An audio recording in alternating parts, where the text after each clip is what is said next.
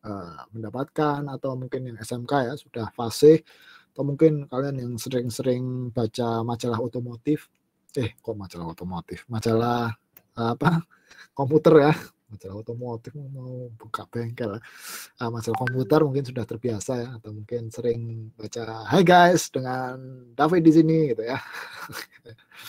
Itu sudah sering ya. Komunikasi data, nanti komunikasi data ini 4 SKS, 2 praktikum. Praktikumnya saya uploadnya di YouTube. Nah, kemungkinan kita besok dapat kuota, ya masih hoax ini, masih kabar hoax. Kabar hoax dapat kuota 15 giga itu bisa untuk mengakses YouTube juga. Nah, ini masih kabar hoax ya, jangan dipercaya kabar-kabar ini. Saya juga belum dapat, ini kuota saya tinggal 300 mega. Jadi tinggal kembang kempisnya kuota. Kalau keluar itu biasanya saya khilaf, tinggal buat main ngegame. Ini harus hati-hati. Tahu-tahu nanti kepotong kuota utama. Wah, kabar burung. Kabar burung. Sekarang itu kabar Twitter lebih dipercaya daripada kabarnya para ilmuwan. Heran saya ya. Lagi gosip-gosip gitu ya. Bahaya. Lambe Turah itu. Cobalah diklik report gitu ke akun Lambe Turah itu. Itu salah satu amalan baik ya. Salah satu kan menyingkirkan, kalau menyingkirkan batu itu kan termasuk amalan yang paling kecil, itu menyingkirkan batu yang ada di jalan. Salah satunya merepot akun Lambe Turah. Nah, itu salah satu amalan baik ya. Daripada isinya cuma nyinyir-nyinyir saja ya. Lebih baik kita klik report bareng-bareng. Persahkan ya, bikin gosip sesuka dia, dan banyak yang percaya lagi ya. Gosipnya sekarang juragan martabak itu ya. Kakaknya tuh siapa, saya nggak apa. Nah, pokok bahasan ini kita bahas basic sekali, dasarnya anak informatika, basic ya.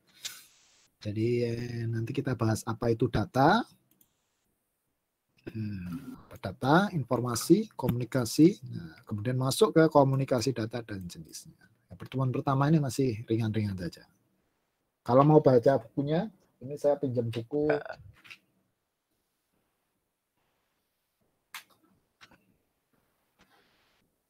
Pinjam buku di perpustakaan, sudah dari tahun kapan belum tak balikin. Karena perpustakaannya sekarang tutup. Kalau mahasiswa didenda mungkin. Ya, ada komunikasi data, mungkin kebalik. Ya, buku-buku tentang komunikasi data lah, teknologi komunikasi data. Nah, yang menarik ini karya William Stelling. William Stelling ini lengkap sekali. Sampai saya sendiri bingung bacanya ya, saking lengkapnya. Isinya apa aja, saking lengkapnya sampai bingung ya. Nah, kemudian kita menuju ke data. Data ini besok modal kalian juga ketika mau mengerjakan skripsi, kalian harus paham data. Kalian kan membuat penelitian. Nah, penelitian itu erat kaitannya dengan data. Apapun itu ya, mau kalian jaringan, mau kalian pemrograman, mau kalian multimedia, harus ada data yang terukur. Nah, maksudnya data terukur nanti kita bahas. Data adalah kumpulan fakta. Jadi bukan gosip, bukan hoax ya. Jadi fakta benar-benar ada. Kejadian yang digunakan sebagai penyelesaian masalah dalam bentuk informasi. Nah, nanti kalau bentuk informasi ini sudah menyelesaikan masalah tertentu. Ya. Data itu faktanya. Data itu contohnya 5, angka 5 itu data. Nah, informasinya apa? 5 cm. Nah, itu informasi. Oh, ternyata ini 5 cm. Tapi itu masih belum informasi lengkap. Lengkapnya lagi panjang penggaris 5 cm. Nah, itu contohnya ya, informasi lengkap. Faktanya apa? Faktanya ya 5. Diukur itu ukurannya 5. 5 apa 5 cm itu informasi. Nah, data adalah ibaratnya bahan mentah yang melalui pengolahan tertentu lalu menjadi keterangan informasi. Ini kata Daliang Chi. Nah, jadi data itu masih mentah, harus dimasak dulu. Nah, dimasak, tapi masaknya yang benar ya, bukan dengan bumbu-bumbu Lambe Turah tadi ya. Nah, jadi informasi yang ke utara selatan, ya, ngalor ngidul. Itu ada loh kampusnya, North South University. Ya. Kalau Ada itu di India kampus ngalor ngidul ya, kalau orang Jawa kamu kuliah di ngalor ngidul ya.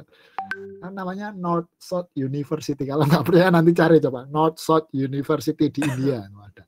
Jadi diterjemahkan bahasa Jawa kampus ngalor ngidul. Padahal kalau orang Jawa ngalor ngidul itu artinya ora cetha mehor, nggak jelas dia mau ngapain. Jadi kuliah di mana nggak jelas. Kalau nggak percaya coba browsing, kalian bawa komputer kan sambil browsing coba North South University kalau nggak percaya ya. Nah ini ya, data diolah menjadi informasi atau keterangan. Tapi mengolahnya yang benar ya. Sekali lagi mengolahnya yang benar. Jangan asal mengolah, jangan keliru parameternya ya. Kalian keliru parameter bagaimana? Kalian niatnya ngukur panjang tadi ya, tapi bukan dipakai garisan tapi ditimbang. Nah itu kan keliru parameternya ya. Jangan ketawa, besok skripsi pasti banyak ya. Saya sering kali ini menemukan hal seperti ini ya. Jadi harusnya itu digaris pakai penggaris tapi dia timbang ya, nggak ketemuan ya.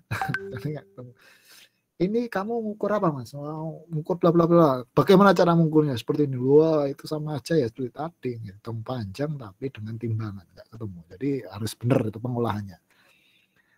Ini data adalah bahan mentah bagi informasi. Bahan mentah bagi informasi dirumuskan sebagai kelompok lambang-lambang tidak acak yang menunjukkan jumlah-jumlah, tindakan, hal-hal dan sebagainya. Ini menurut Gordon B. Davis, bukan menurut saya ya. Ini ada kata. Besok kalau kalian bikin laporan penelitian, nah itu harus tahu apa menyatakan wah ini saya ngomong kayak gini, nah, dasarnya apa harus tahu. Ada karena kita itu di lingkungan akademis di mana semuanya harus berdasarkan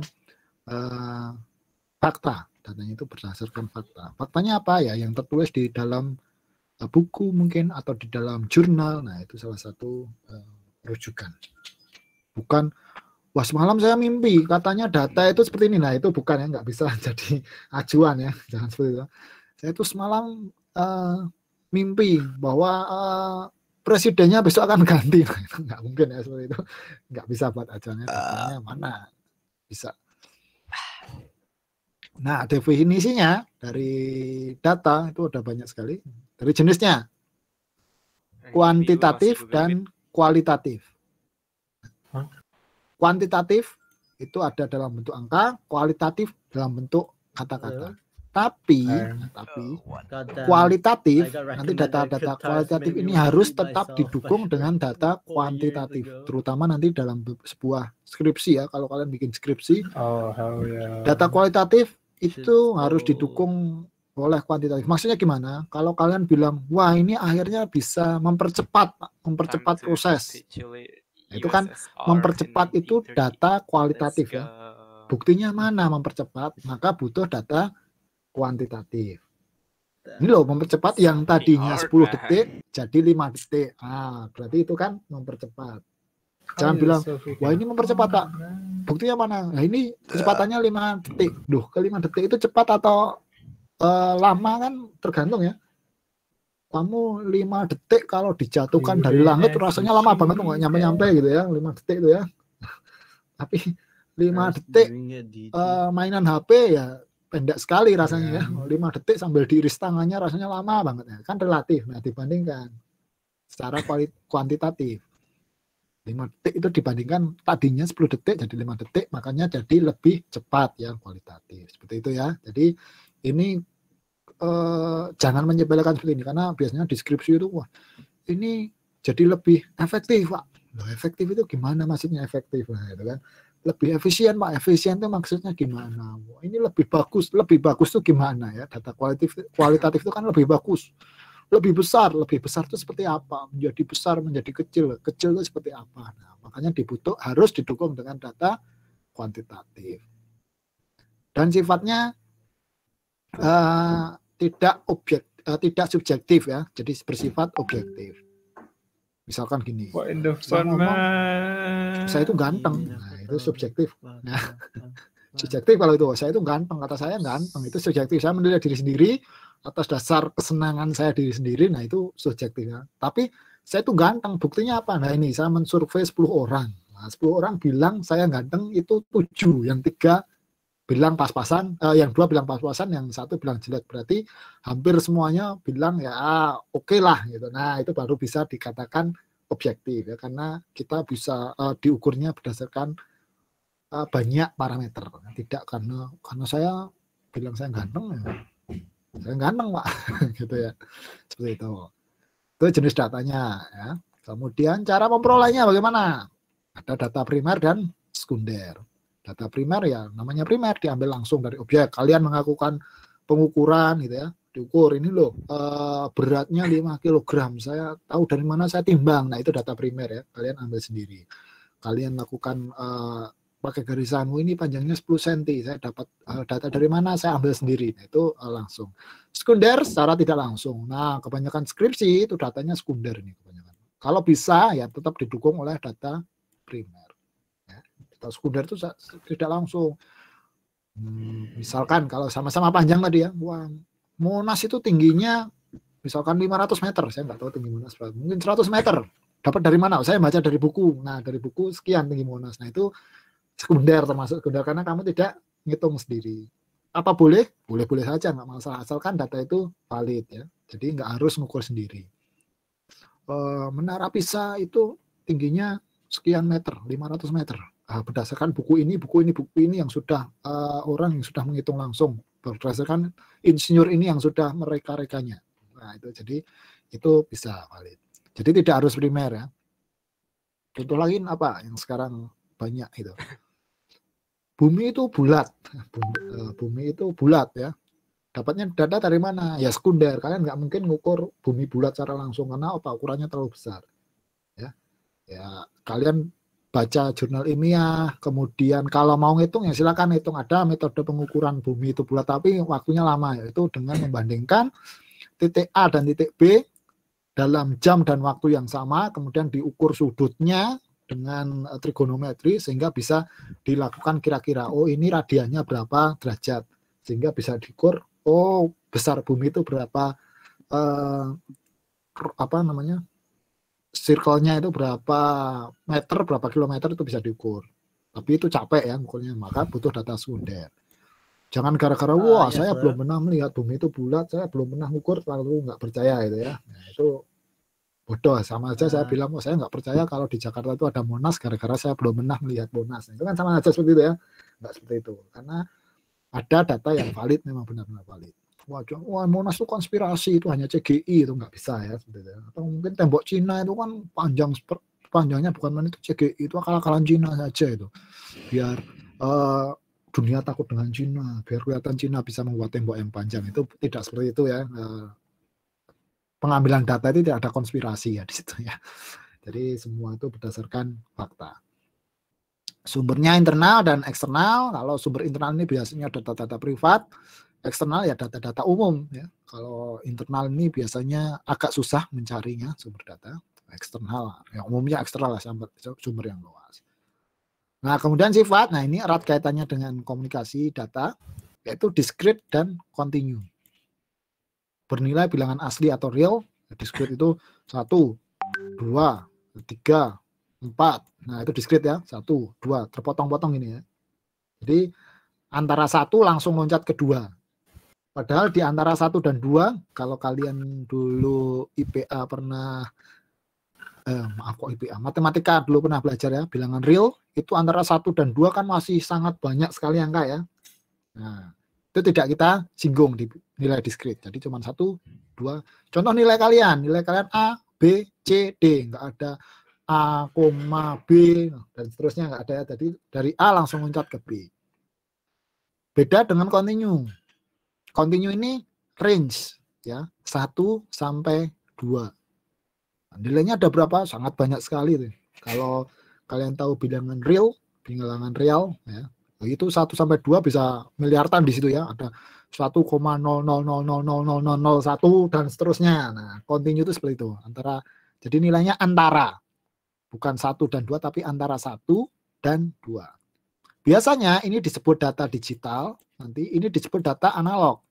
Biasanya di sini hanya ada angka 1 dan 0 dan 0. Kemudian di continue antara 0 sampai sampai X, tergantung berapa bit. Kalau 1 bit ya 0 sampai 1. Kalau 2 bit 0 sampai 2. 3 bit 0 sampai 4. 4 bit 0 sampai 8 dan seterusnya, 0 sampai 8, 0 sampai 16. Tapi umumnya 0 sampai 255 biasanya. Umumnya kalau yang kita pakai 8 bitnya 0 sampai 255, 8 bit umumnya. Mungkin ada yang 10 bit 0 sampai 1024. Range-nya seperti itu continue. Ini data analog biasanya kita pakai itu nanti. Analog dan digital. Nah, sampai di sini ada pertanyaan dari data dulu, definisi data. Sudah mulai panas ya cuacanya.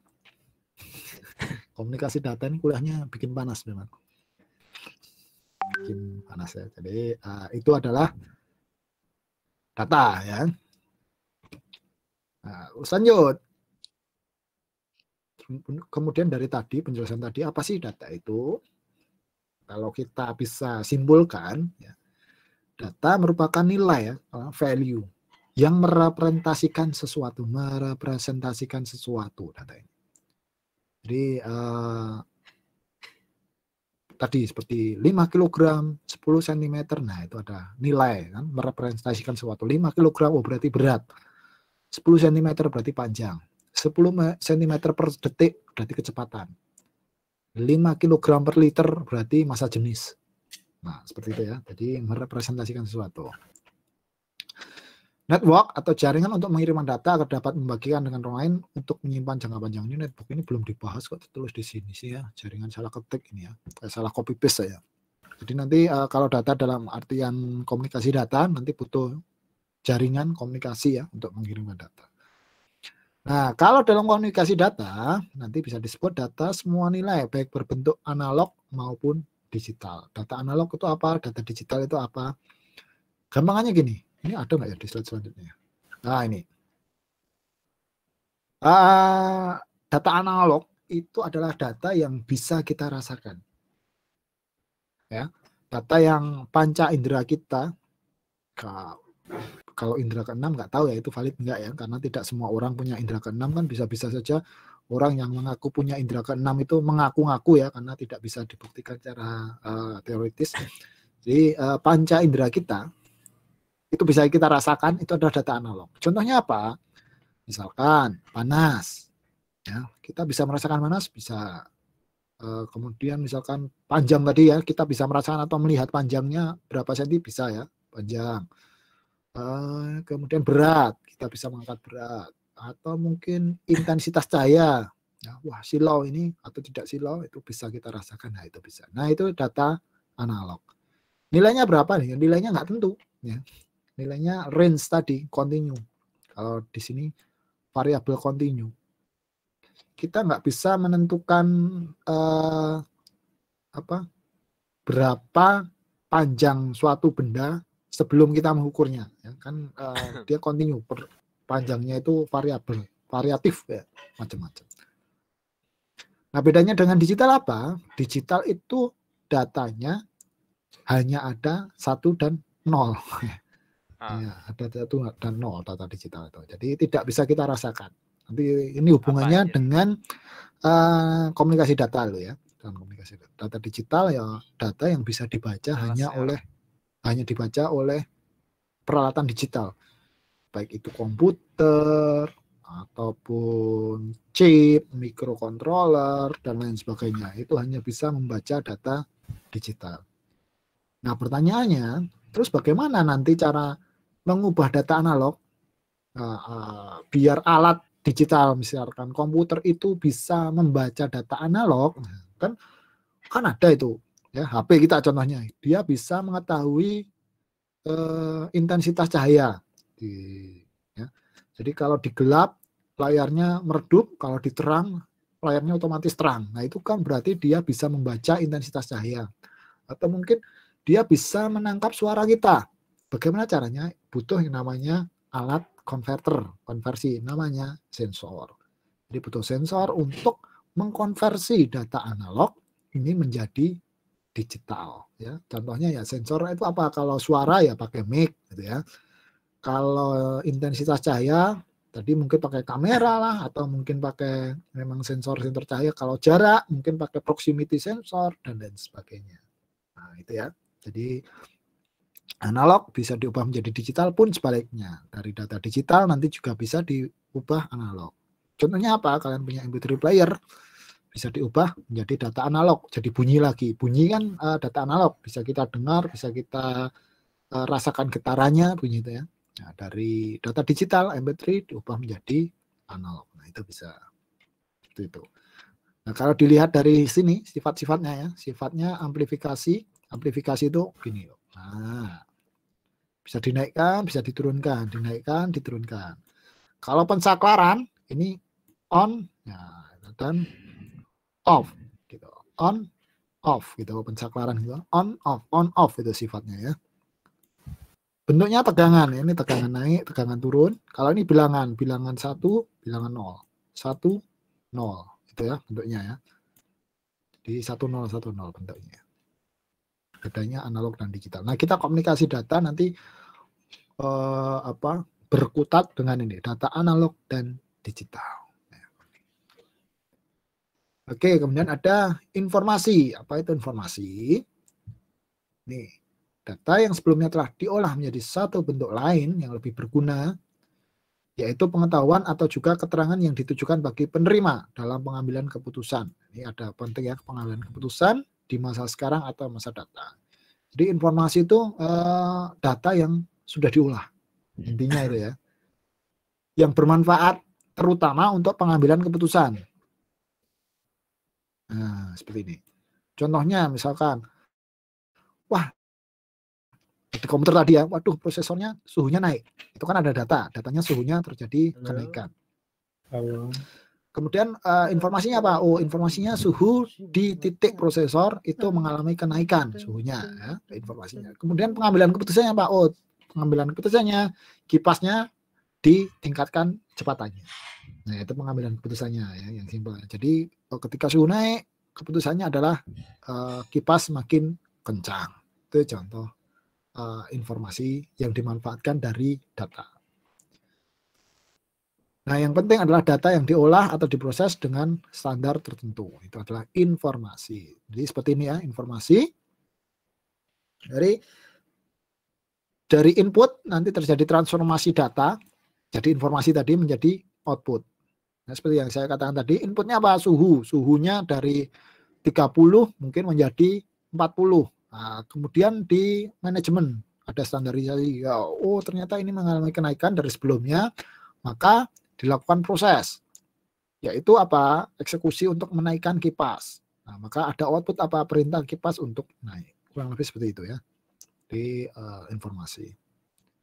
Dan standarnya ada, masing-masing punya standar sendiri ya, berbeda-beda standarnya komunikasi data itu. Kalau kalian komunikasi antar chip, komunikasi antar komputer, nah itu punya standar beda-beda. Manajemen, di situ ada manajemen pengolahan data, pengolahan informasi, dan environment. Environment di sini ya tadi kalau termasuk di microcontroller, lingkungannya beda dengan di komputer x86.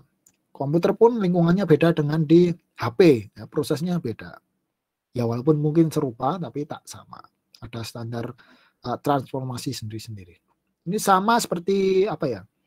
Kalian ngomong antara bahasa Indonesia dan bahasa Inggris, tidak serta-merta langsung ditranslate jadi tersusun ya. Jadi misalkan kalian ngomong mobil warna merah ya, kalau bahasa Indonesia. Kalau ditranslate ke bahasa Inggris langsung ditranslate tanpa ada standar khusus kan, mobil itu car, warna itu color, merah itu red. Car color red itu kan nggak ada artinya ya. Nah, maka harus ada standar pengolahan data sehingga bisa dibaca atau dipahami oleh bahasa Inggris. Saya nggak bisa bahasa Inggris, Pak. Jadi kalau mobil warna merah, kalau di bahasa Inggris kan menjadi red car. Nah, gitu kan.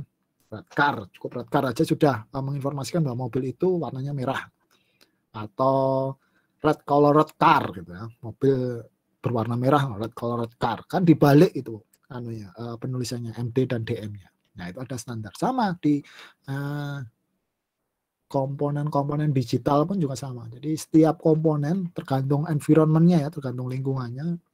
Dia mau di AC, ya. AC itu kan juga ada lingkungan digital, atau mungkin smart, kulkas smart, atau mungkin di HP, ya itu nanti standarnya beda-beda. Nah, kemudian komunikasi bagaimana? Secara umum komunikasi itu pertukaran data antara dua objek atau lebih. Nah, jadi intinya ini ya, pertukaran data. Yang kita bahas loh ya, komunikasi yang kita bahas ya, pertukaran data. Jadi kalau kita berkomunikasi itu kan bertukar data. Saya ngomong, kalian mendengarkan, nanti gantian kalian ngomong, saya mendengarkan. Nah, itu kan ada pertukaran informasi, pertukaran data dan lain sebagainya. Kemudian di sini ada apa? Komunikasi interpersonal, mengharuskan pelaku untuk bertatap muka antara dua orang atau lebih dengan membawakan pesan verbal maupun non-verbal, sehingga masing-masing. Nah, ini kan komunikasi interpersonalnya antara dua orang itu tadi ya kita bahas. Kalau bisa sih tatap muka, tapi kita nyatanya di sini nggak tatap muka pun tetap bisa berkomunikasi dengan bantuan jaringan dan lain sebagainya. Ini prosesnya juga panjang nih, dari saya ditangkap sensor kamera, dari kamera diproses, ya, diproses menjadi sebuah data digital, suaranya pun sama, suara ditangkap mic, diproses menjadi data digital, dikirimkan ke servernya Google dengan proses yang luar biasa rumitnya. Nah, dari server Google kalian tangkap juga. Jadi prosesnya bolak-balik. Telekomunikasi. Nah, kita masuk ke telekomunikasi ya. Kalau model seperti ini ya, broadcast, telepon, kemudian seperti ini ya. Apa ini? Conference call istilahnya ya, conference call. Komunikasi data. Nah, paling yang akan kita pelajari bagian ini ya. Remote login, file transfer, HTTP, email, dan lain-lain sebagainya. Broadcast nanti paling di mata kuliah wireless. Telepon itu di Jarkom. Ya. Kita masuknya di sini aja. Lingkungan yang lebih kecil. Komunikasi. Nah, kemudian komunikasi data di mananya, posisinya. Nah, yaitu di sini. Antara teknik komunikasi dan pengolahan data, di tengah-tengahnya ada komunikasi data. Jadi kita ya mengolah data, tapi tetap harus memperhatikan teknik-teknik komunikasi. Masuklah di komunikasi data. Nanti macam-macam lah. Baik itu secara komunikasinya secara digital analog, melalui kabel, melalui wireless, goib ya wireless itu, dan lain sebagainya. Nah, komunikasi data.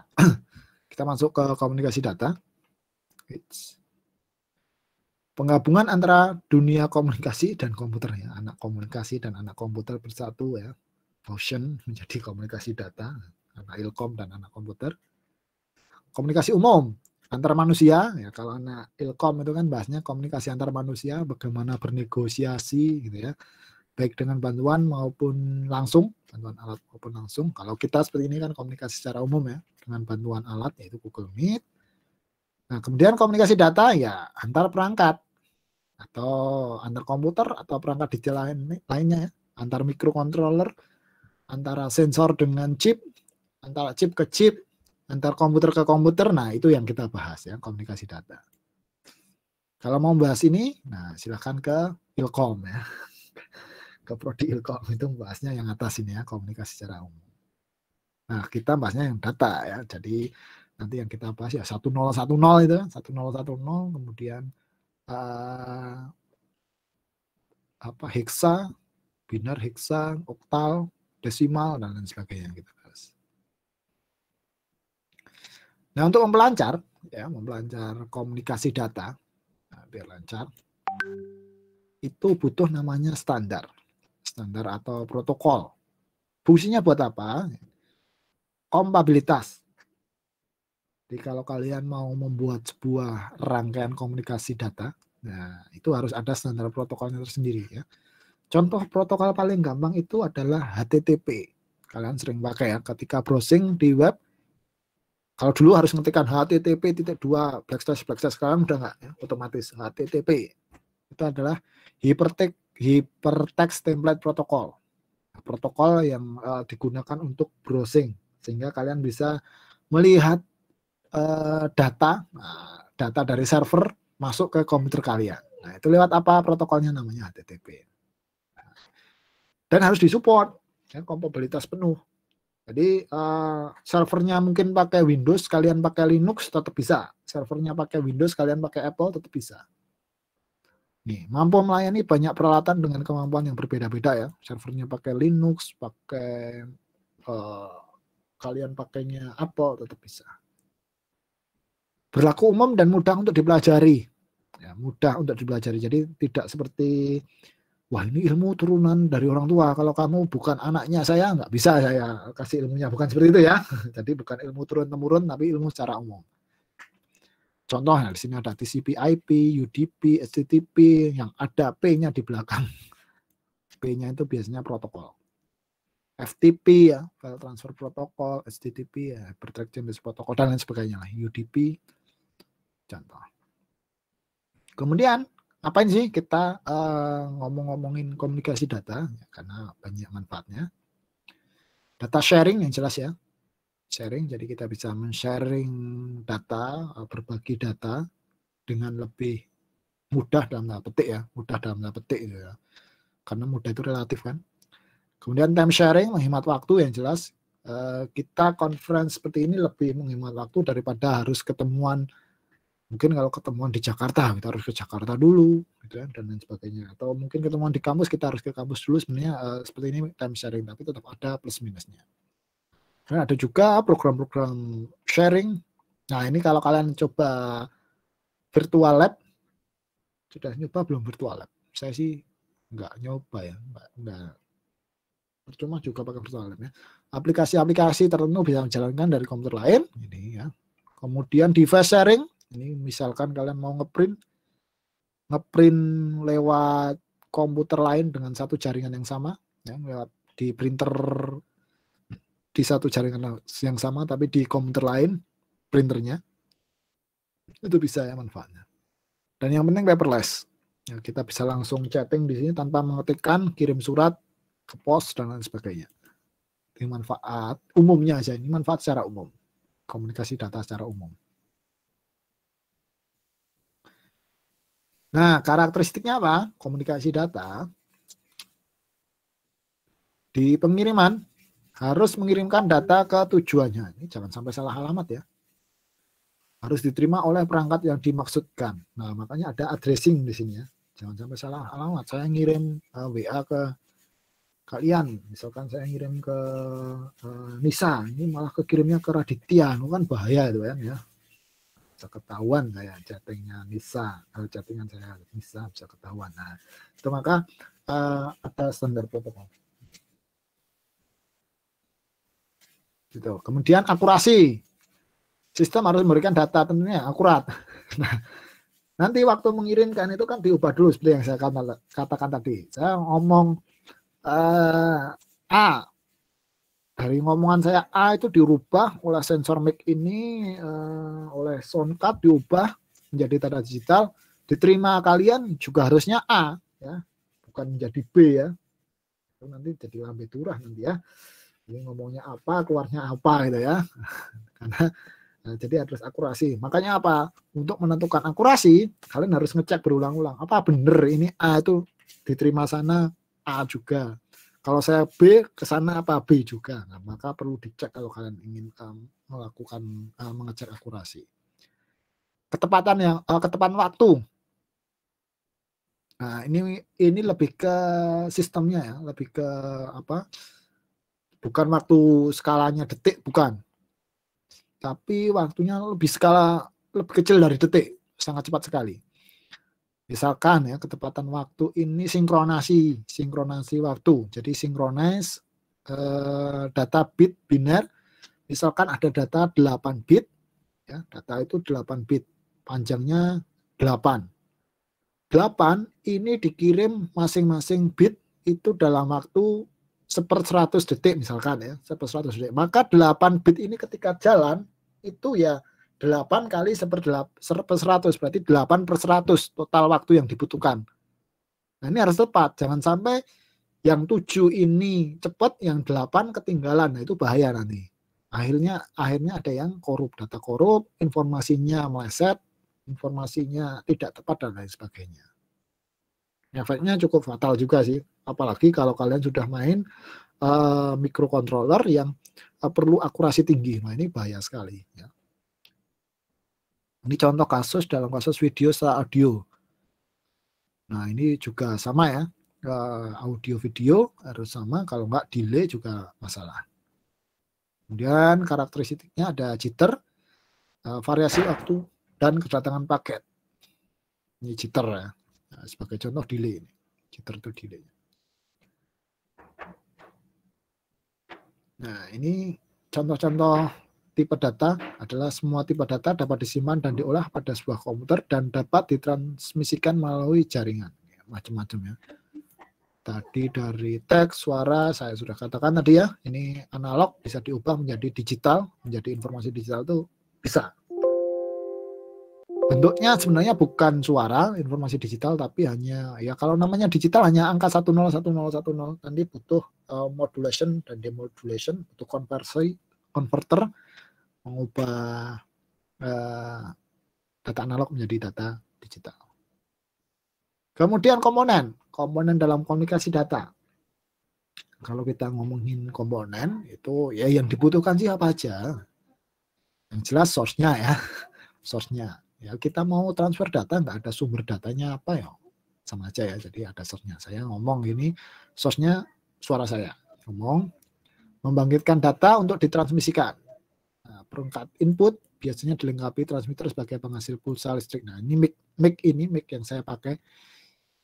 Ini harus dilengkapi listrik juga ya untuk menangkap inputan saya. Jadi inputan ngomong nanti diproses oleh sound card.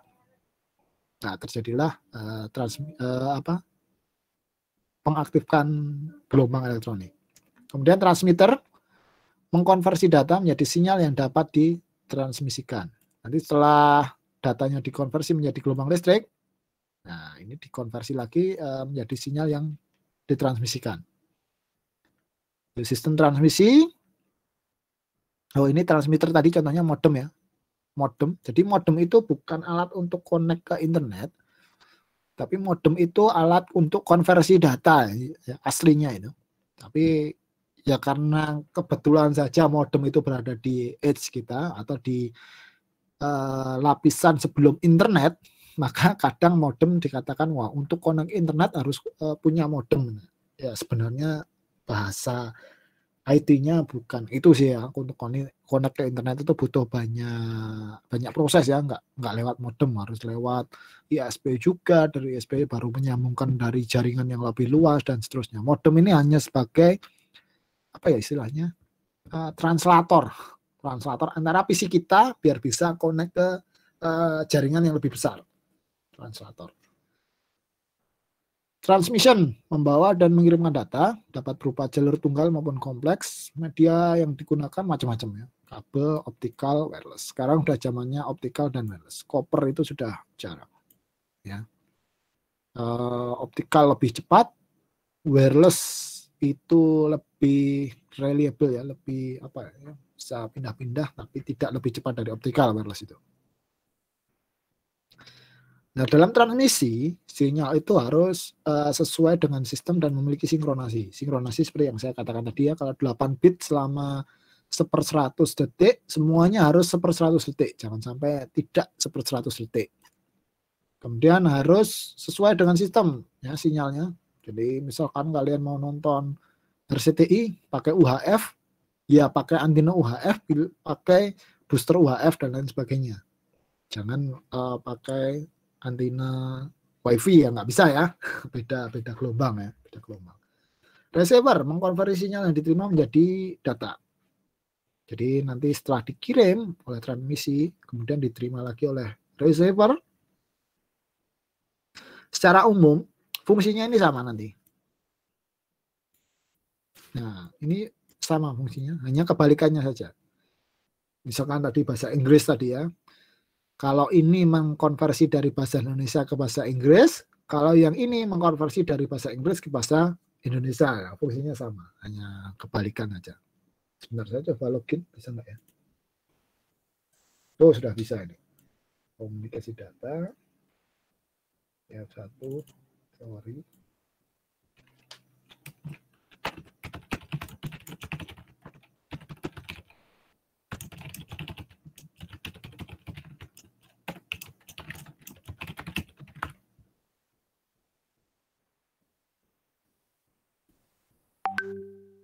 Nah, silakan sambil absen, kelihatan ya di atas ini, atas ini.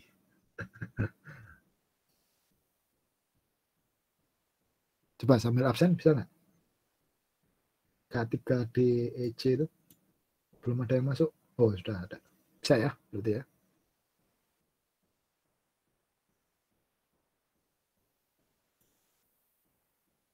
Oke, sepertinya bisa, harusnya bisa. Semoga nggak error ini. Kemudian ada destination. Nah, ini kebalikannya dari source tadi ya. Mengambil menerima data yang masuk, diubah ke bentuk semula. Jadi dari source ini tadi suara saya diubah menjadi data digital 101010, ditransmisikan, nanti dari receiver ini mengubah 1010, mengubah lagi menjadi suara ke destination, ke bentuk semula. Jadi bentuknya nanti sama. Butuh alat juga, ya butuh device. Kalau di tempat kalian pakai speaker atau mungkin headset dan lain sebagainya. Kalau di tempat saya ngirimnya pakai mikrofon. Pun kebalikannya, kalau kalian mau ngirimkan data ke saya, kalian pakai mikrofon, dikonversi di komputer atau di HP kalian menjadi data digital ya. Kalaupun kalian pakai HP, saya pakai komputer, nah itu kan kirim ke server dulu, nah biar apa sinyal sesuai dengan sistem, baru dikirim ke saya, nanti di saya jadi suara. Itu ya komponen-komponennya seperti itu. Jadi hanya ada 5 komponen ini komunikasi data. Model sederhananya seperti ini ya. Nah, atau seperti ini. Kebetulan aja ini modem ini kan letaknya di sini, jadi seolah-olah modem itu adalah alat yang menghubungkan kita ke internet. Padahal fungsi utamanya aja bukan itu ya, alat transmitter konversi aja, alat konversi.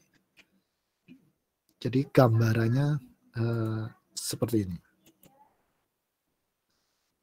Ini apa ya? Oh, jadi seperti itu.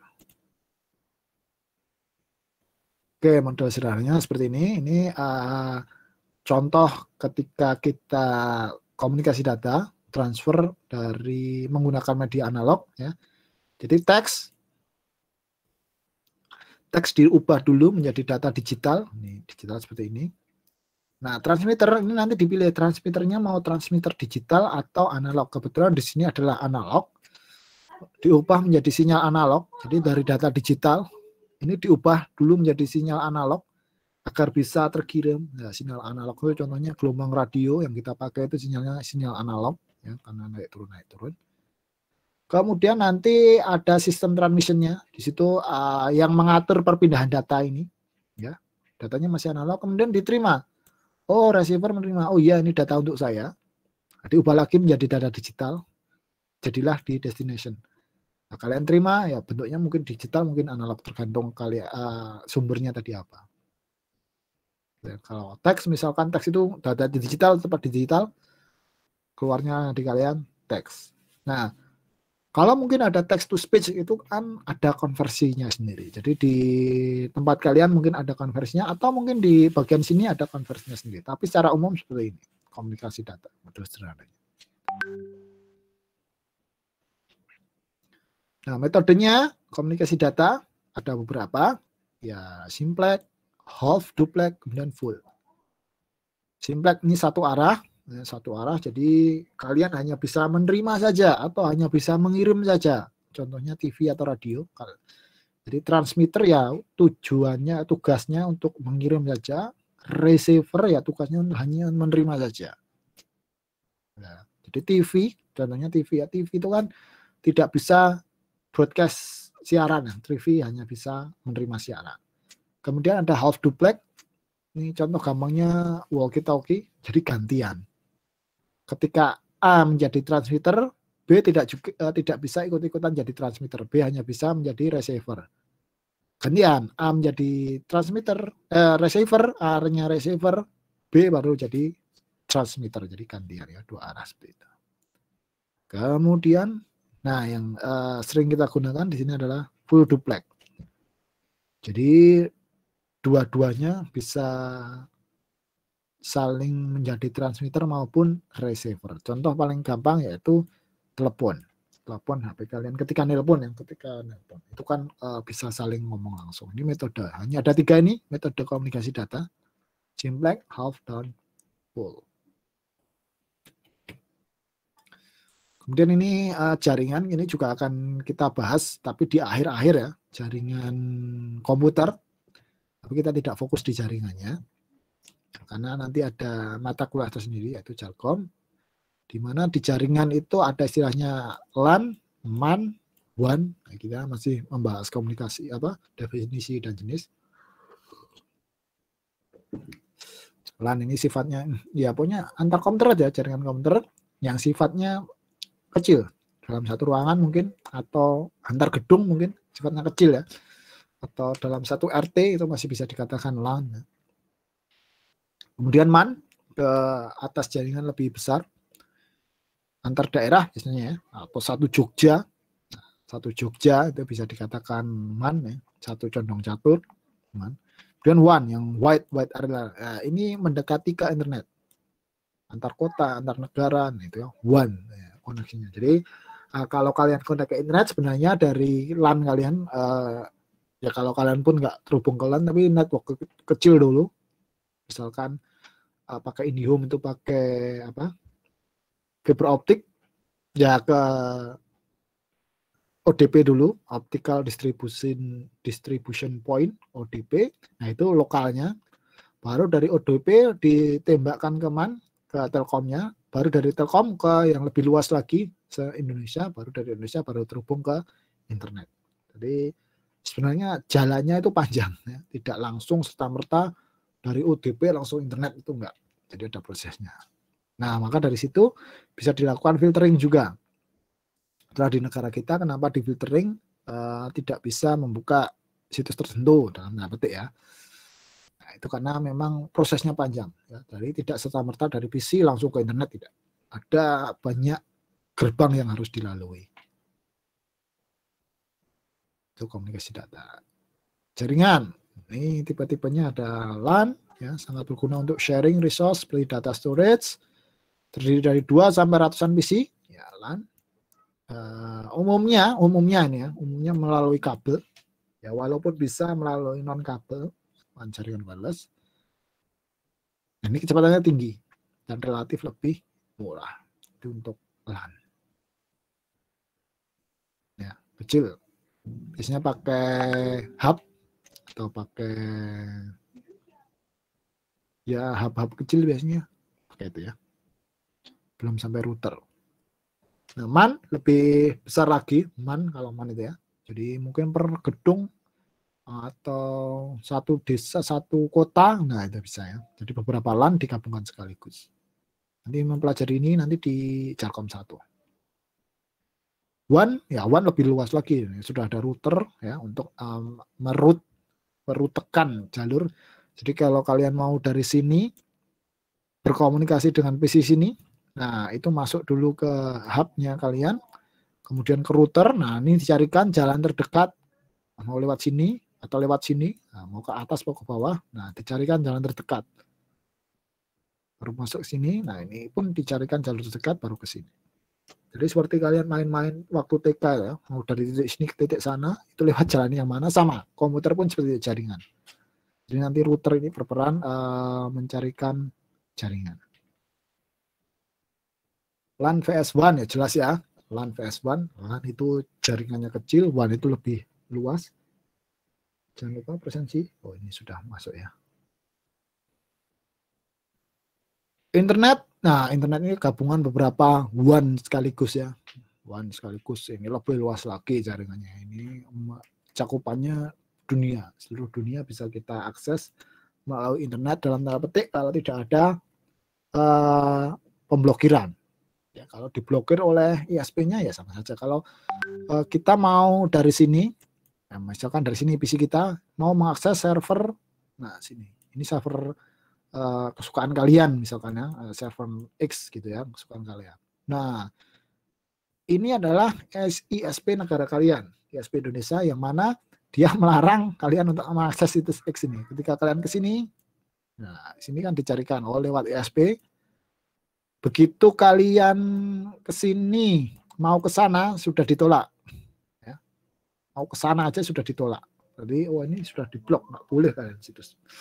Biasanya di sini sudah ada blacklistnya, listnya apa aja yang nggak boleh, jalur mana yang nggak boleh dilewati komuter orang-orang di negara ini. Biasanya seperti itu, ya internet. Oke, ini referensinya. Ada pertanyaan atau tidak?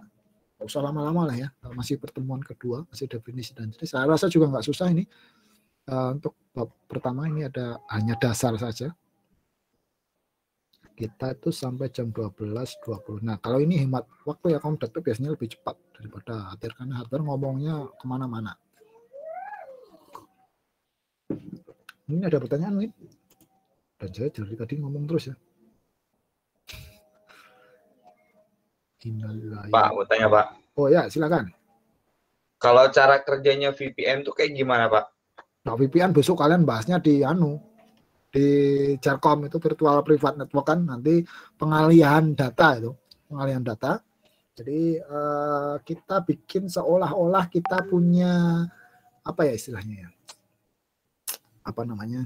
Seolah-olah punya ruangan sendiri lah, ya, ruangan sendiri, sehingga itu di luar jalur utama.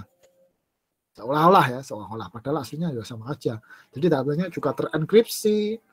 Jadi ketika kalian request ke misalkan situs http://xxx.com gitu misalkan ya, kemudian kalian terhubung ke VPN, berarti kalian tidak langsung ke xxx.com, tapi ke VPN dulu.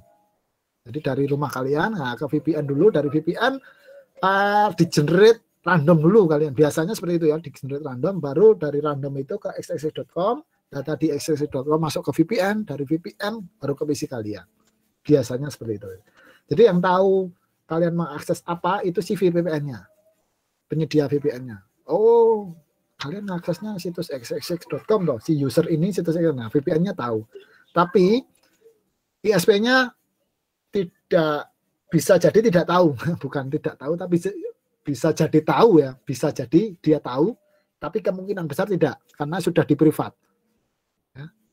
Jadi datanya sudah terenkripsi semua, yang tahu hanya kamu dan yang punya VPN-nya. Jadi semacam apa ya, bypass gitulah, bypass. Kalau kalian pernah main-main elektronika, bikin jalan bypass, nah seperti itulah, seperti gampangannya seperti itulah bypass. Komplek versi kompleknya bagaimana cara bikin VPN besok di Jarkom. Jarkom berapa ya? Jarkom 1 atau 2 ya? Saya nggak belajar Jarkom soalnya. Oke ya, ada lagi pertanyaan? Jadi sistemnya bypass gitu aja. Terima kasih Pak. Oke. Pak, mau tanya Pak. Ya, silakan. Saya mewakilkan kelas ya Pak ya. Oke, silakan. Kan dari tadi ini direcord sama salah satu anak kelas Pak. Nanti kan kita punya YouTube kelas. Boleh nggak diupload di YouTube kelas? Oh, boleh-boleh aja, silakan. Nggak masalah. Nggak masalah kan Pak? Boleh, silakan. Makasih Pak. Oke. Ini direkod tuh. Oh, kok ada. Rekodnya pakai apa ini?